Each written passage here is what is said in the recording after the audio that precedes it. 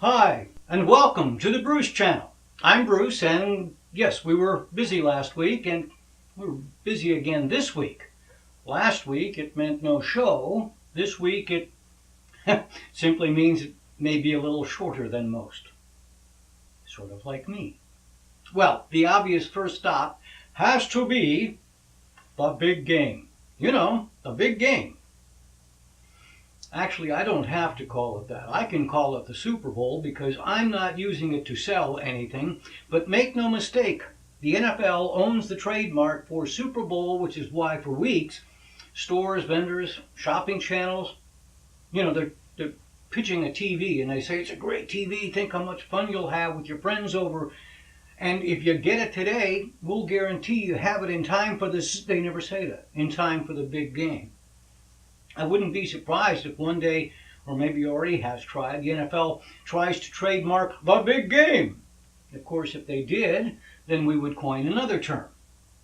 And we guarantee that you'll get your new TV in time for you know what, or you'll get your TV in time for that which must not be named.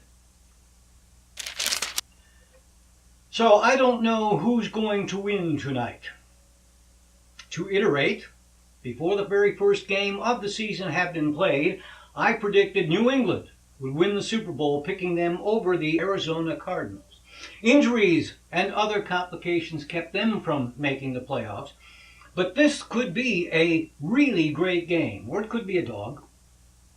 No quarterback has won more than 4 Super Bowls. Terry Bradshaw has 4, Joe Montana has 4, and Tom Brady, the Patriots quarterback, has 4. Now, Joe and Terry have perfect records. 4 in, 4 wins.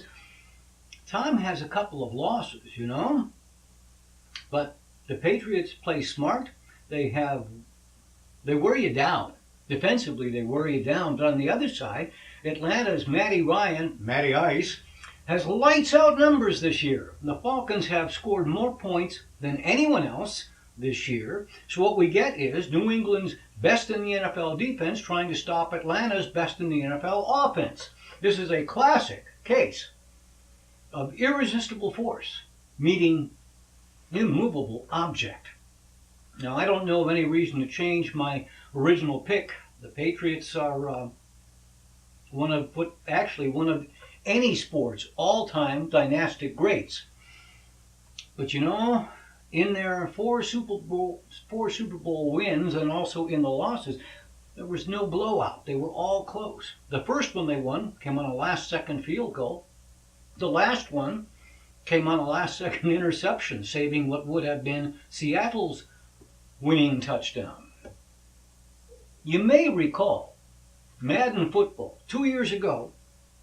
You can set it for automated, and they did, and they had New England play Seattle.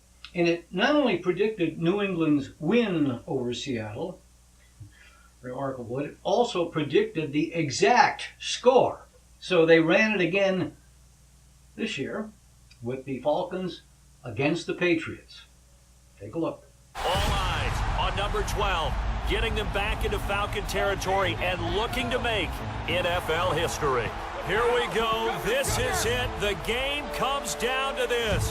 Hogan and Edelman to the right. He takes the snap. Comes, looks, end zone, and Edelman caught it. It's a touchdown. New England wins it. Tom Brady has done it again. And that's exactly why, Brandon, when that drive started, I had no doubt in my mind that Tom Brady would finish this game off. So I don't know, you don't know, no one knows if that's how it will play out. But New England Super Bowl experiences have all been tough, close games, so that ending that Madden football had isn't unlikely. So I made my pick, I will stick with it, but I never lived in New England. But I lived in Atlanta for 3 years. I was at Falcons games. I'm picking the Pats, but I'm rooting for the Falcons. All right, so we're the Bruce Channel, a broadcast channel. What's up next might be called PSA, a public service announcement. There were more of them in the old days because before the FCC so loosened up broadcast rules, broadcasters actually wanted to curry favor with the FCC. And so these messages that were deemed to be in the public interest were often run in the name of good corporate citizenship. No one paid for them. But you know, it was thought to be a good idea to discourage young people from smoking. It was thought to be a good idea to encourage high school students to stay in school. Well, I saw something, I was reminded of something over the last 2 weeks that reminded me of some truly scurrilous predators. And I mean, predators who steal your money. And we know there are con men. We know there have been charlatans through the ages. They have existed since time began. And they're not going away, but their ways of conning have changed. You know, probably to keep a firewall between your computer and the outside world, and also the virus checker to look over unknown software and unknown sites. But sometimes, you know, they just sneak you in anyway. Some good while back, I think on my Facebook page, on the right column, I saw something, I don't remember what it was, but it was something that really, and I clicked on it, and it seized my computer. It froze up. And I know what to do about that. But you know, they said there were windows, my computer was locked, I could fix it if I paid them. And how do you pay? You have to buy a money card from a local convenience store. You can't pay by credit card because then you could dispute the transaction later on. So I don't recall all the details. And I know the hackers do that on the most popular sites in the entire World Wide Web. You know what the most popular sites are for World Wide Web? Sure you do. Porn. Statistically, it's porn. And there the scam is often something like, this is the FBI, and if you pay a fine, we'll not prosecute you. And it's the same thing. You have to buy a money card, yada, yada, yada. By the way, because of the overwhelmingly higher number of Windows machines over iOS machines, Apple products used to be comparatively safe, but that's no longer true. iOS has hackers too. Anyway, within the last 2 weeks, I saw these two things both on Facebook. Bob Barker, the long time game show host, died. And of course, that's almost a reflexive click. That's the sort of thing I fell for a couple of years ago. Now, I can't tell you that by clicking on that one, it would have tried to seize my computer. But, you know, since it wasn't true, and here's another one, John Travolta had died. So, here's what I'm getting at. If this happens to you, you know, the first thing, don't click on it. If you see something like Bob Barker died, go to Google it, go to Wikipedia, look it up somewhere else. If someone like that had died, it will be in the news. But two, what if, you know, you reflexively click on it anyway, and then they grab your computer? Here's what you do. The first thing you would try to do naturally is X out of the page, X out of the browser. But it's got you, won't let you X yourself out. So then maybe you power down your device, and then you power it back on. And you know what? The browser goes right there, and it's still got you. So here's what you do. You power off your device, yes, and then power off your router. Then when you power up your device, it will try to reconnect, but your router isn't on, and the rogue site doesn't connect, and you can then X out, okay? Anyway, consider it your public service announcement. Hey, let me tell you about my book, Shrink. For most of my adult life, I weighed a little over 100 pounds, not much more than in this picture taken when I was about 17 and considering becoming a jockey. But as is often true, once I crossed into my 40s, extra weight came, and it stayed. For years, I tried to lose, instead gained, and ended up 153 pounds. And I'm embarrassed to show you this video. Then I learned that it isn't about calories and exercise, but instead it's about what you eat. You might say, sure, ice cream makes you fat.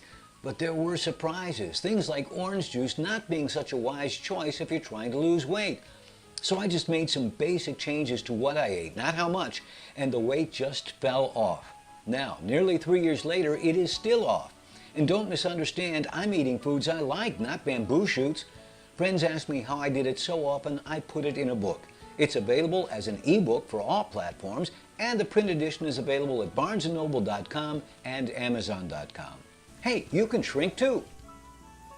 All right, so welcome back. Remember, you can write to us at the Bruce Channel at yahoo.com, and you can watch all of our previous shows either at our Facebook page or tinyurl.com/BruceChat.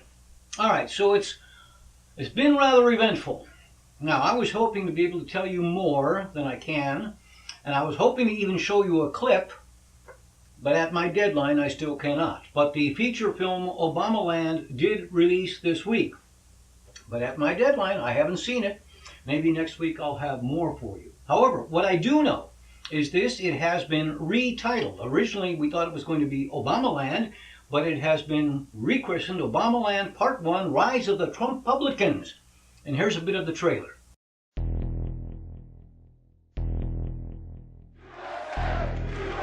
Thank you. Thank you very much, everybody. In a shocking tragedy, Donald J. Trump has fallen from the penthouse of the eponymous Trump Tower. Vice President-elect Mike Pence and House Speaker Paul Ryan also fell in what will go down as the worst luncheon-related tragedy in history. Many Trump supporters suspect the White House of foul play. I actually think I'm a pretty good president. I think if I ran, I could win. President Obama is secretly plotting to run for a third term. Barack Obama's third term. Can the president suspend election law? I, Barack Hussein Obama, do solemnly swear that I will faithfully execute the office of President of the United States. That is why Karl Marx is the greatest human being who ever lived.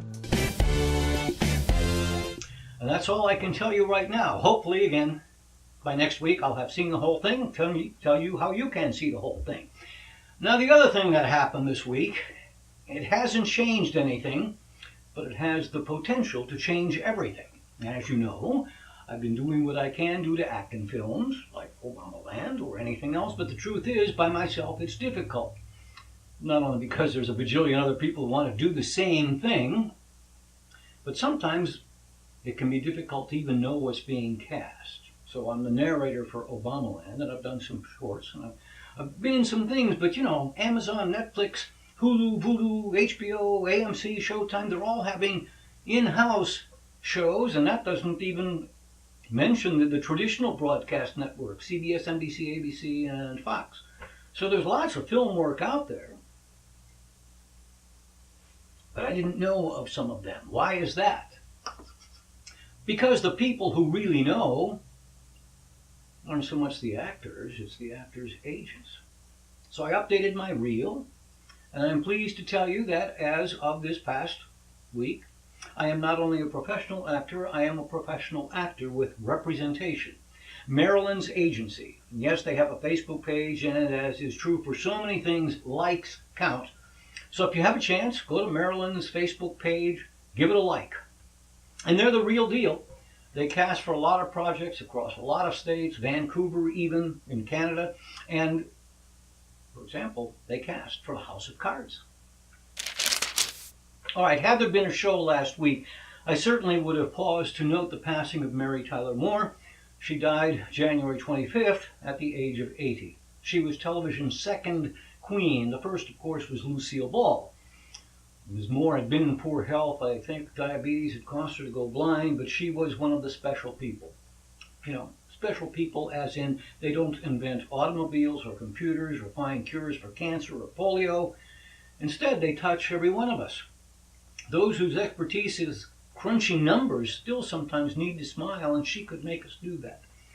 And you know what? Smiling is good for one's insides. So it's not too much of a stretch, I don't think, to say that somewhere, sometime, somebody didn't get cancer because they were smiling inside. That's almost as good as a cure. You know, she was one of the very first ones who came to mind in my sporadic, occasional, why don't we give them thanks? Because, you know, they're not out there in the public anymore. And so I wrote to her, I provided the address to you, and I hope you wrote to her, because, you know, everybody in any walk of life likes an attaboy right now. And now that she's gone, I'm glad that I wrote. Of course, she first came to attention when? National attention, playing Dick Van Dyke's wife on the Dick Van Dyke Show. And last year, I showed you the clip where at age 93, he came out and he did a few dance steps, right? Which proves he does still get out and about. But you know what? I think he's worthy of a thanks too. But he's easy. I didn't have to search for an address. Dick Van Dyke has a Facebook page, and he actually posts from time to time.